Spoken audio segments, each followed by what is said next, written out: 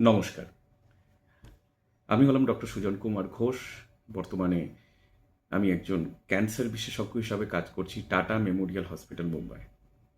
আজকে আমরা আলোচনা করব সার্ভাইকাল ক্যান্সারের ট্রিটমেন্ট নিয়ে।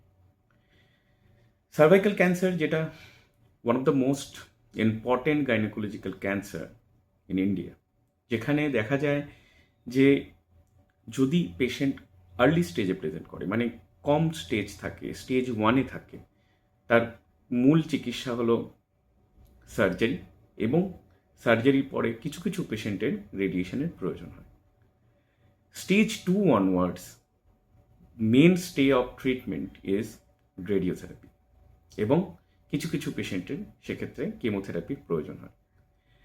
ভারতবর্ষের বুকে ম্যাক্সিমাম পেশেন্ট অনেক বেশি স্টেজ নিয়ে প্রেজেন্ট করে, কারণ তারা ম্যাক্সিমাম ক্ষেত্রে বুঝতেই পারে না তাদের শরীরে একটা সার্ভাইকাল ক্যান্সারের মতো ক্যান্সার ধীরে ধীরে বেড়ে উঠছে, যার জন্য আর্লি সাইন্স এবং সিমটমস, যেগুলো হচ্ছে লং টার্ম সাদা স্রাব হওয়া, বেশি দিন ধরে হওয়া, বেশি দিন ধরে ব্লিডিং হওয়া, পিরিয়ডস শেষ হয়ে যাওয়ার পরেও বাচ্চাদানির রাস্তা দিয়ে ব্লাড আসা, এই সিমটমগুলোকে অবহেলা যে কারণে করা উচিত নয়।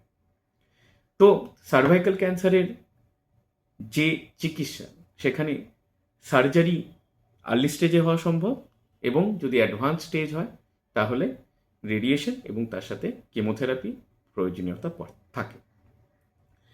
তো অনেকের মনে হতে পারে যে রেডিয়েশন ট্রিটমেন্টটা কীরকম।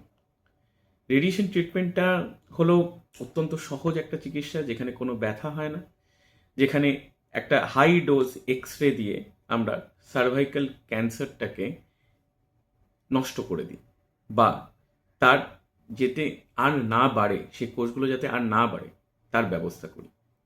এবং এই চিকিৎসার পরে দেখা গেছে স্টেজ 2 ক্যান্সার, স্টেজ 3 ক্যান্সার বহু বছর এই পেশেন্টগুলো কিন্তু ভালো থাকে।